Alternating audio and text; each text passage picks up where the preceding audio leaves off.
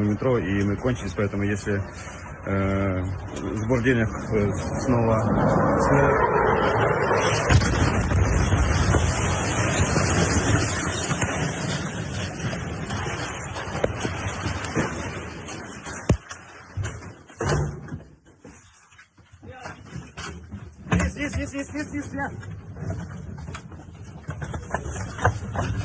So thankfully, the man in that video did survive, although apparently just barely. That is about as close as an airstrike like that can get near to you without doing, well, I'm not gonna say without doing harm, because for all we know, he has been harmed physically and certainly psychologically by the experience. But that's an airstrike, a Russian airstrike near a government building in Kharkiv that happened just in the last probably 24 hours. And that is the experience that we just saw there that many are experiencing right now in Ukraine. There's another resident of the city said, "Today I survived a bombing.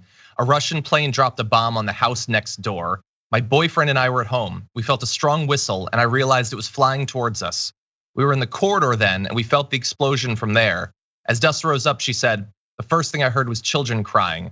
Our neighbors have 3 children and the only thing I was thinking about that moment was, God, not them. Please, only not them."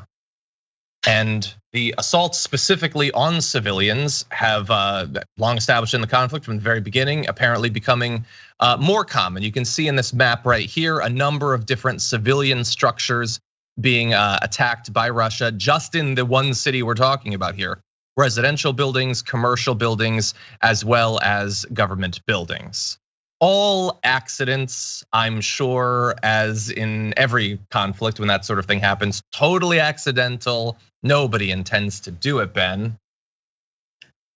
Yeah, I mean, like, because this is really the thing, right? Like, I guess the one connection I want to make first and foremost is like we need to understand the mental impact this has on people. So, like, if you look at the United States military, people who work with drones actually have a lot higher rate of PTSD, and the reason for that is that it's harder to mentally disconnect the conflict from like your sort of normal everyday life because people working with drones go back to their normal house afterwards. Now, this is people who literally their apartments are under attack, right? And so how can you walk away from this? Even after the dust is settled, how can you walk away from this feeling safe in your own apartment? And that is just the extreme mental toll that living under warfare like hits people with.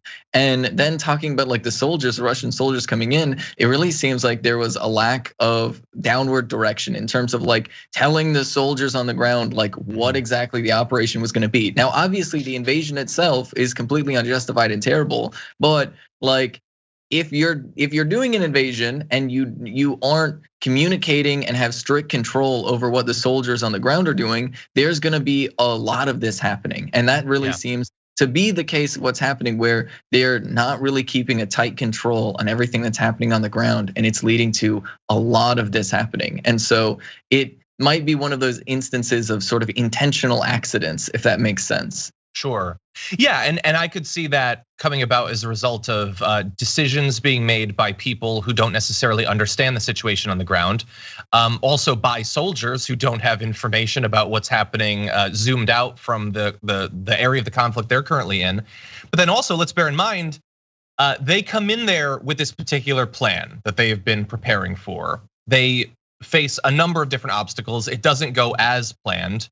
Is that gonna result in a little bit of desperation at either of those levels? Individual soldiers who suddenly find themselves in a very different situation than they were told when they were sent into Ukraine, or the military or political leadership in Russia that is, they're facing these economic sanctions, they're like being condemned by the entire world.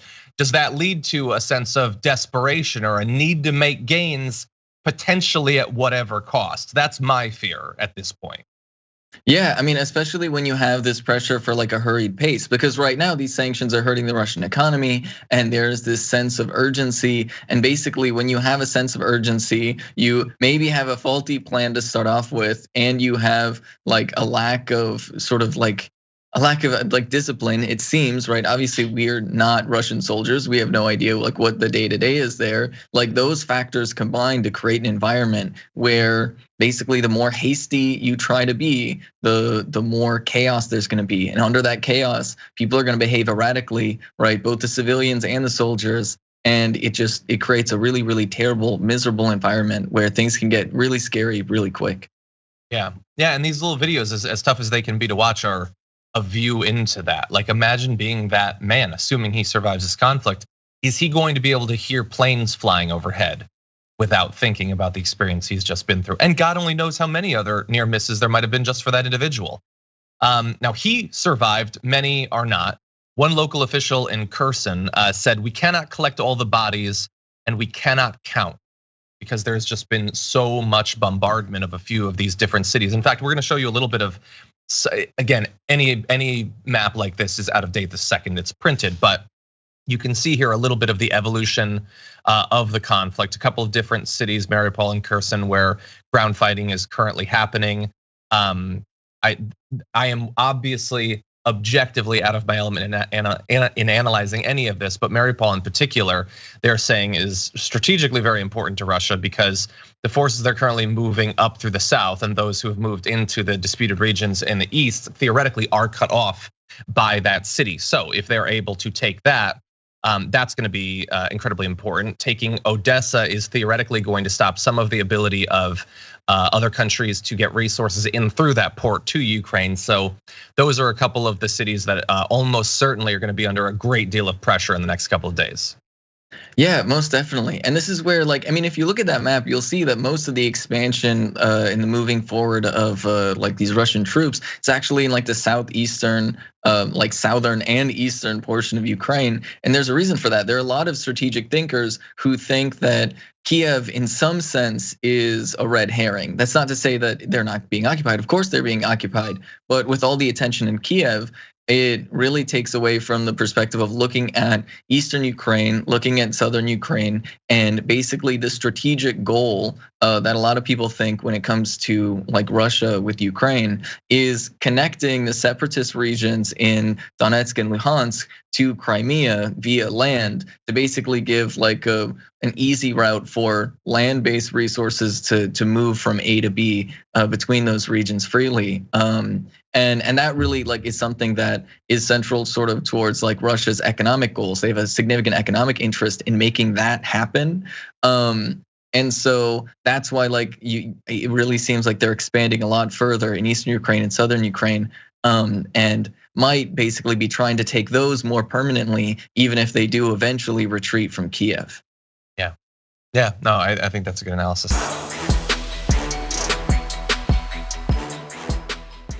Check out the Damage Report podcast each day, wherever you get your podcasts, whether Pocket Casts or Stitcher or iTunes. You can join me as I give you the news and stories you want, with a range of co-hosts and interview guests jumping in on the fun each day. Again, that's the Damage Report, wherever you get your podcasts. And if you get them at iTunes, don't forget to rate and review. Sometimes I'll read them live on the show.